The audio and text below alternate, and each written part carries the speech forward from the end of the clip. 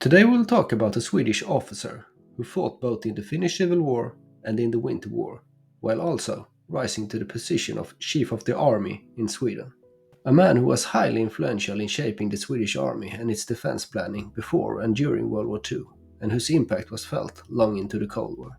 Today we're talking about the legendary life of General Carl August Ehrensvärd.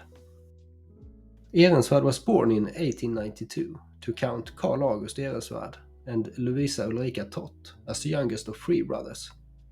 The Ehrensvärds were a prominent noble family, whose most famous ancestor was the renowned 18th century field marshal and fortress builder Augustin Ehrensvärd, who also created the archipelago fleet.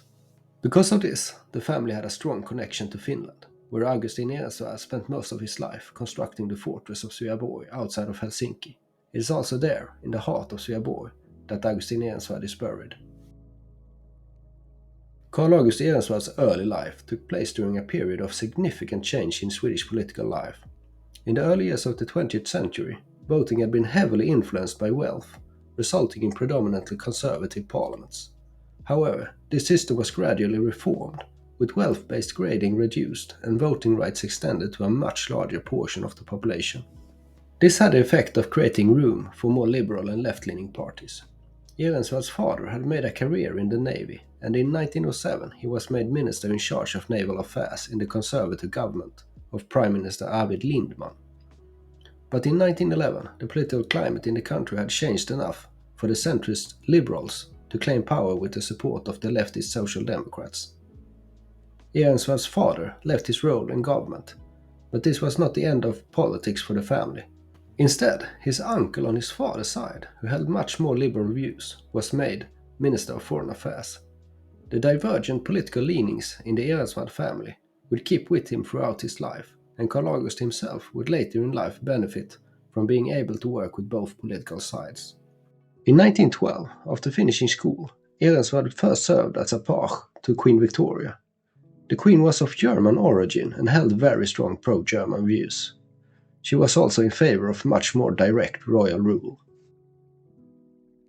That same year, Ehrensvärd also joined the Royal Military Academy, where he graduated as a second lieutenant the next year.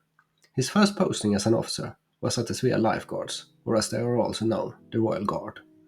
At the time, Sweden had been spending heavily on military affairs, with as much as 43% of the national budget going towards defense in that year. The new Liberal government had run on a platform of cutting defense spending, and especially cutting down on a naval building program that had been set in the late 19th century. With tensions rising down in Europe, this was now a major issue that galvanized a large portion of the populace. A campaign to raise private money for the shipbuilding program was very successful, and even the Liberal government now started to shift their stance, indicating that less cuts were coming. Pushed by the Queen and other influential conservatives, the King now decided to enter the debate. The group around the Queen wanted to use the moment to strengthen royal power, some even arguing for a coup.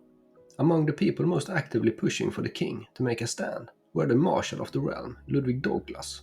Douglas was married to Ehrensvärd's aunt and therefore closely related. His son, Archibald, were a couple of years older than Ehrensvärd and would play a prominent role in the Swedish army, rising to eventually becoming Chief of the Army in the last years of World War II, a position the young Douglas would in 1948 hand over to his cousin, by then Lieutenant General Ehrensvärd. All this meant that now the young newly appointed Second Lieutenant Ehrensvärd stood on the palace courtyard as a member of the Royal Guard and an observer to this last fight between the forces of parliamentary order and that of royal order, with one uncle in the government as Minister of Foreign Affairs, and another trying to overthrow that very government.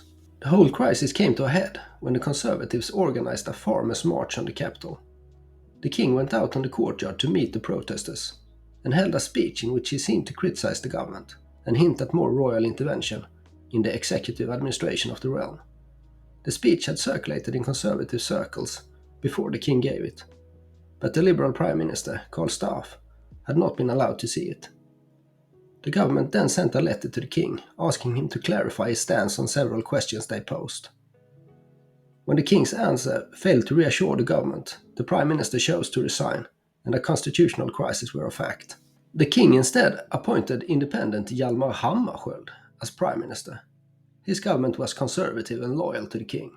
This, though, was a short-term victory for the king and the conservative grouping around him.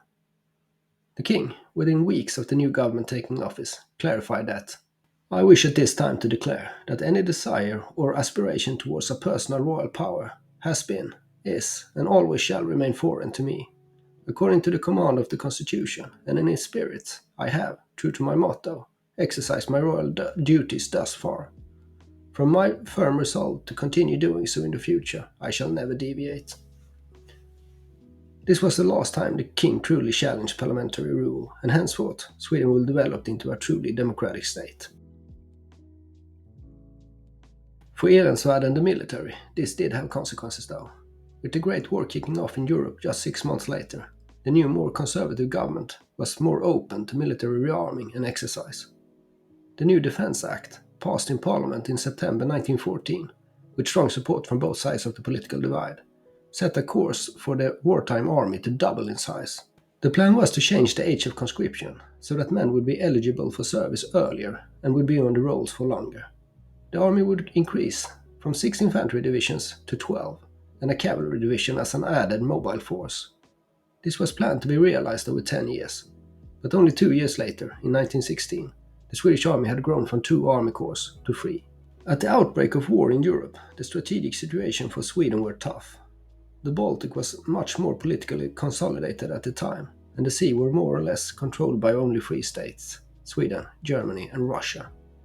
The Russian military at the time respected both the Swedish army and navy, and was concerned about Sweden joining forces with Germany to invade Finland.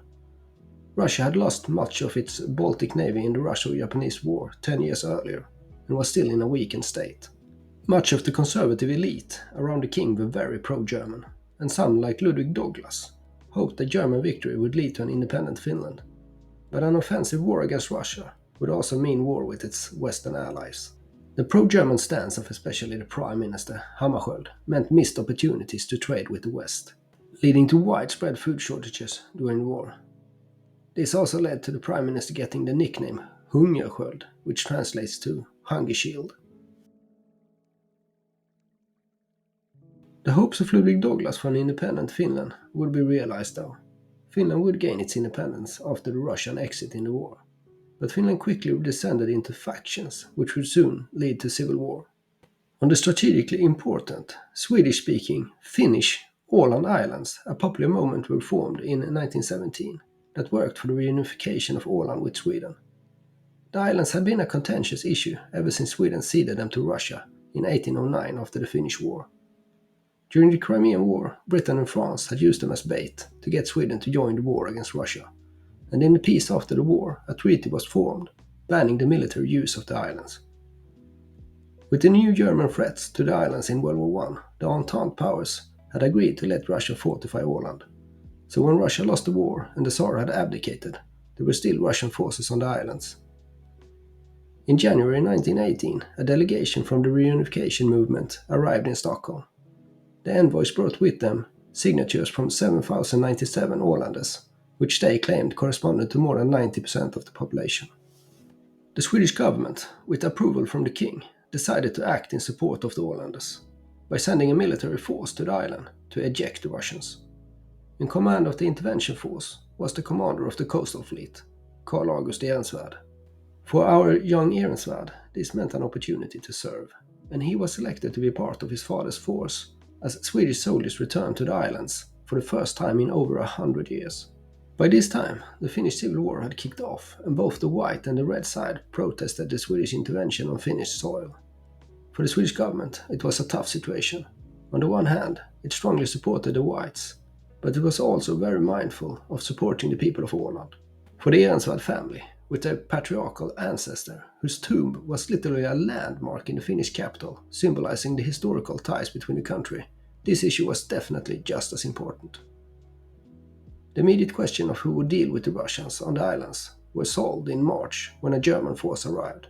The Swedish force under the elder Ehrensvärd left, and the Finnish whites, with aid from the Germans, could take control. After the war, the islanders organized a referendum in which 95% voted to join Sweden. But the issue was eventually settled by mediation from the League of Nations. The international mediators decided the islands to be Finnish, but that they should be autonomous and demilitarized, a status that stands to this day. But even though his father returned home with the Swedish force, the younger Ehrensvärd was not done with the war. He now chose to join the Finnish White Army. At the time, Ehrensvärd was a lieutenant in the Swedish army, but was now promoted by the Finns to major and put in command of the small Archipelago Free Corps that was organized, equipped and trained by the Germans on Åland. The corps was about 200 men strong and organized into 2 companies. With this force, Ehrensvärd marched across the ice to the Finnish mainland, fought at Kåpo, before it reached Åbo in April. Ehrensvärd occupied the city for the Whites and held it until the end of the Civil War in May. After the end of the war, local, newly independent judicial courts used the last Swedish law from 1772 to organize war crime tribunals.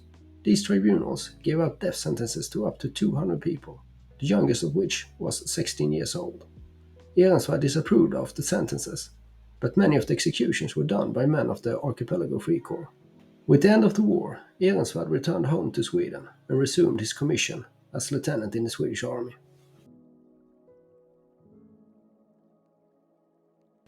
In the early 1920s, Ehrensvärd studied at the Royal Swedish Army Staff College and then served in various positions at the General Staff, where he built a network of connections which would follow him for the rest of his career.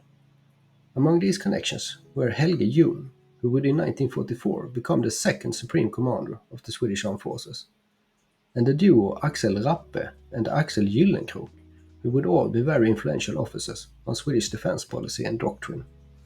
Together these young officers created what would be later known as Antingen Eller-gruppen, roughly translated to the either-or group.